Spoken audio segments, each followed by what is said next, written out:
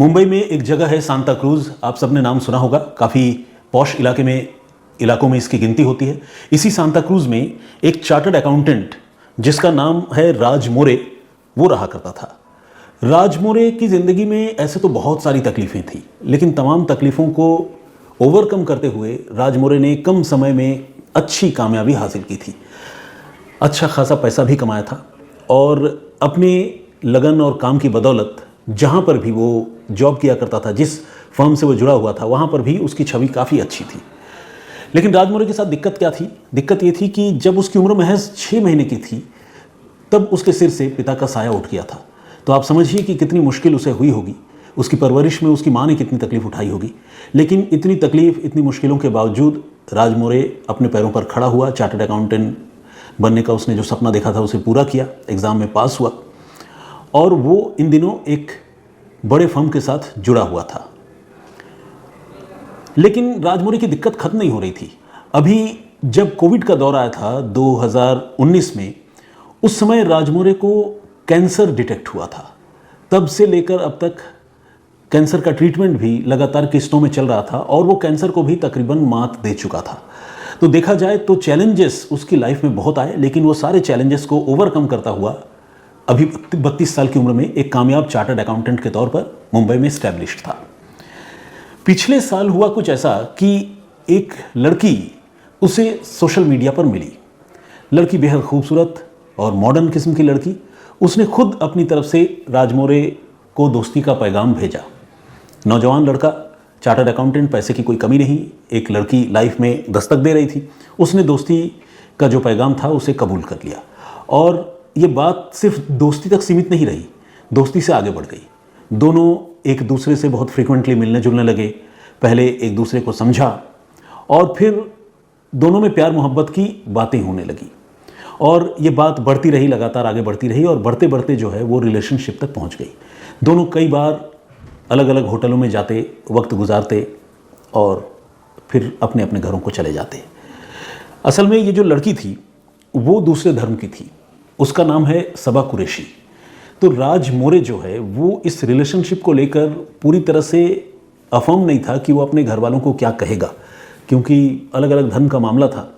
लेकिन इसके बावजूद दोस्ती और प्यार जैसी चीज़ जो है वो धर्म ज़ात ये तो देखती नहीं है। तो इसीलिए राज मोरे को जो है इस रिलेशनशिप को वो लगातार आगे भी बढ़ाता रहा, लेकिन क्लूलेस था कि आने वाले दिनों में क्या होगा। तो साल भर का वक्त तकरीबन गुजर गया। एक दिन अचानक उसके मोबाइल फ़ोन पर एक अनजान नंबर से फ़ोन आया। इस फ़ोन करने वाले शख्स ने अपनी जो पहचान है वो बताया कि उसका नाम राहुल परवानी है और राहुल ने ये कहा कि देखो राज, अगर तुम अपना भला चाहते हो तो तुम हमें एक बड़ा अमाउंट, कुछ लाख में वो चुकाओ। एग्जैक्ट अमाउंट तो मैं नहीं बता सकता, लेकिन उसने लाखों रुपए मांगे। अब राज ने कहा भाई किस बात के पैसे, कहाँ के पैसे, क्यों मैं तुम्हें पैसे दूँ? तो उसने कहा देखो इसलिए क्योंकि ये जो सबा नाम की लड़की से तुम्हारे जो रिलेशन है ना, और सबा के साथ जो तुम अलग अलग जगहों पर जाते रहे हो, तुम्हारे सारे पर्सनल फोटोग्राफ्स और वीडियोज़ हमारे पास मौजूद हैं। तो राज हक्का बक्का रह गया। उसने कहा कि ये कैसे हो सकता है, सबा तो मेरी बहुत अच्छी दोस्त है, हम लोग रजामंदी से मिलते रहे। तो बोला नहीं, यकीन ना हो तो तुम सबा से पूछ लो। अब राज ने सबा को फ़ोन किया जिसके साथ वो पिछले 1 साल से कोर्टशिप में था। कम से कम उसको ये गलतफहमी थी कि वो सबा के साथ कोर्टशिप में है, लव अफेयर में है। सबा से जैसे ही बात हुई, सबा ने कहा कि देखो यार, ये प्यार वार का चक्कर मुझे नहीं पता, लेकिन मैं इतना जानती हूँ कि मेरे और तुम्हारे जो पर्सनल मोमेंट्स हैं, वो तस्वीरें, वो वीडियोज़ राहुल के पास हैं। तो बेटर यही है कि राहुल जो कह रहा है तुम वही करो। अब राज के पैरों तले ज़मीन खिसक गई। उसे समझ में नहीं आया कि वो इस सिचुएशन को कैसे हैंडल करे। उसने थोड़ा वक्त मांगा और कई दिनों तक सोचता रहा। लेकिन ये जो सबा के साथ का जो शख्स था जिसने पहली बार फ़ोन किया था राज को, जिसका नाम है राहुल परवानी, उस राहुल ने राज को अब कंटिन्यूसली रुक रुक कर फ़ोन करना शुरू कर दिया और रुपए पैसों की मांग करने लगा।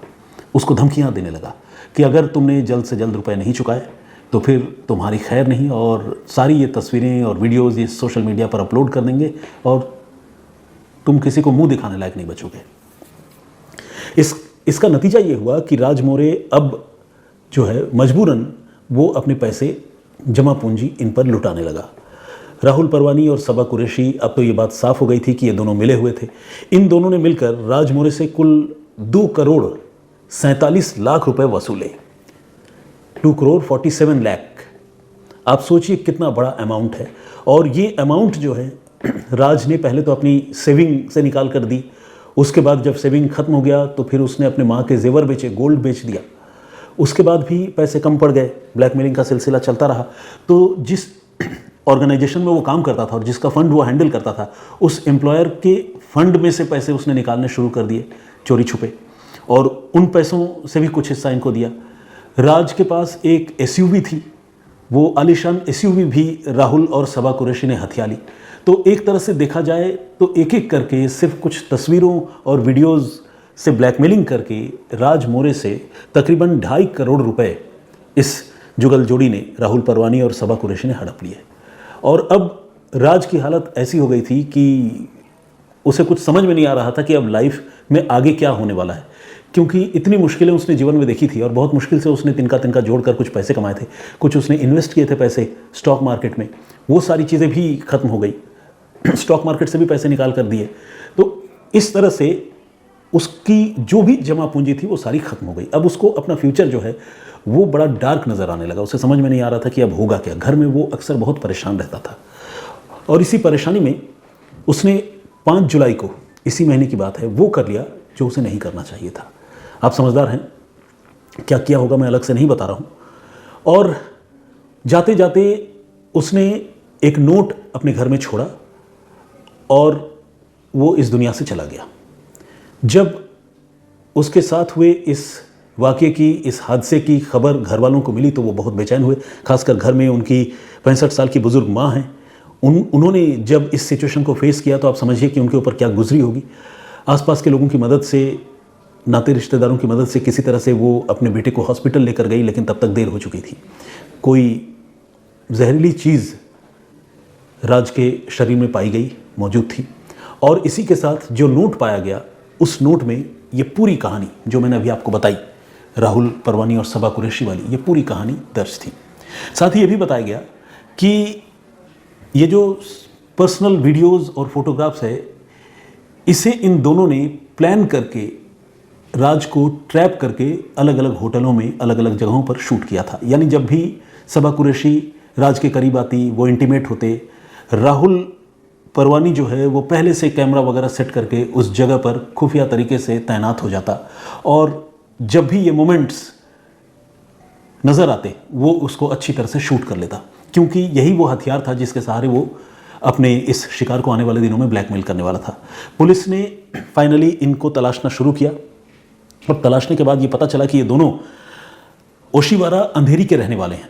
फिर इन दोनों को पुलिस ने गिरफ्त में लिया, गिरफ्तार कर लिया। राहुल परवानी पहले एक एयरलाइन कंपनी में जॉब किया करता था। ये मूल रूप से अजमेर का रहने वाला है, राजस्थान का। 3 साल पहले ये मुंबई आया था। एयरलाइन कंपनी में जॉब पूरी होने के बाद या ख़त्म होने के बाद, या किसी वजह से हो सकता है निकाल दिया गया हो, क्योंकि जिस तरह का ट्रैक रिकॉर्ड है उससे तो यही लग रहा है, वो मॉडलिंग की दुनिया में हाथ आजमा रहा था, किस्मत आजमा रहा था। और ये जो सबा कुरैशी है वो उसकी गर्लफ्रेंड है। तो राहुल और सबा, गर्लफ्रेंड और बॉयफ्रेंड की जोड़ी, इन दोनों ने मिलकर एक चार्टर्ड अकाउंटेंट को, जो बहुत संघर्षशील चार्टर्ड अकाउंटेंट था, उसको हनी ट्रैप में फंसाया, और हनी ट्रैप में लाने के बाद उससे करोड़ों रुपए की वसूली कर ली। और जब इसके बावजूद वसूली का सिलसिला बंद नहीं हुआ, तब राज मोरे नाम के उस चार्टर्ड अकाउंटेंट ने यह दुनिया छोड़ने का फैसला कर लिया, जो कि निहायत ही गलत फैसला था। उसे पुलिस के पास जाना चाहिए था और उसे सिचुएशन का मुकाबला करना चाहिए था, क्योंकि मैं पर्सनली ऐसा मानता हूं कि अगर इस मामले में कहीं से भी राज की तस्वीरें या वीडियोस सामने आते तो ऑब्वियसली सामने तो फिर सबा कुरैशी की तस्वीरें और वीडियोस भी आते। तो ऐसे में बहुत ज़्यादा सरेंडर करने और सबमिसिव होने की मेरे हिसाब से राज मोरे को ज़रूरत नहीं थी। और ऐसे कई मामले मैंने पहले देखे हैं जिसमें इस तरह के हनी ट्रैप के मामलों में जो भी आदमी सताया जा रहा है या जो शिकार बन चुका है, अगर वो पुलिस या कानून के पास जाता है तो फिर पुलिस और कानून जो है वो बहुत स्विफ्टली एक्ट करती है, और इस तरह के गुनहगारों को पकड़कर जितने भी ऑब्जेक्शनेबल वीडियोज़ और तस्वीरें होती हैं वो सारी चीज़ें पुलिस एक्वायर कर लेती है। साथ ही पुलिस ये भी चेतावनी देती है कि अगर तुम लोगों ने किसी और को भेज रखा है और अगर कहीं से वो चीज़ लीक हो गई तो फिर तुम्हारे ऊपर और सख्त कार्रवाई होगी और फिर तुम्हारी खैर नहीं। तो इसलिए पुलिस के पास जाना, कानून की मदद लेना सबसे बढ़िया तरीका है, इंस्टेड ऑफ डूइंग दिस जो राज मोरे ने किया। अब ये जो आरोपी है, इनके खिलाफ भारतीय न्याय संहिता की जो धारा है 308(2), 108, 308(3) और 3(5), ये सारी धाराएं जो है वो किसी आदमी को कंपेल करने, ब्लैकमेल करने, मजबूर करने, ये दुनिया छोड़ने के लिए वो धाराएं हैं। तो सख्त धाराओं के तहत इन पर मुकदमा दर्ज हुआ है और ये दोनों फिलहाल गिरफ्तार कर लिए गए हैं। लेकिन ये कहानी अपने आप में इस बात की सीख भी देती है कि अगर आपको रैंडमली कोई भी मिलता है और आप अगर उसके बहुत करीब बहुत जल्द आते हैं तो थोड़ा सा सावधान रहने की ज़रूरत है। आज का दौर, आज का ज़माना इतना ख़राब है कि आप किसी पर भी यूँ आँख मूंद कर यकीन नहीं कर सकते। हो सकता है जिसे आप अपना उड भी मान रहे हैं या जिसके साथ आप कमिटेड रिलेशनशिप में हैं, हो सकता है कि वो आपके इमोशंस के साथ खेल रहा हो या खेल रही हो। ये मामला कुछ वैसा ही है। तो ये थी पूरी कहानी, पूरा वाकया। कोई बहुत मिस्टीरियस स्टोरी तो नहीं है, लेकिन अनडाउटेडली आई ओपनिंग स्टोरी ज़रूर है और बहुत सावधान और सतर्क रहने की चेतावनी देने वाली कहानी है। तो मुझे लगा कि ये मुझे आप लोगों के साथ शेयर करनी चाहिए।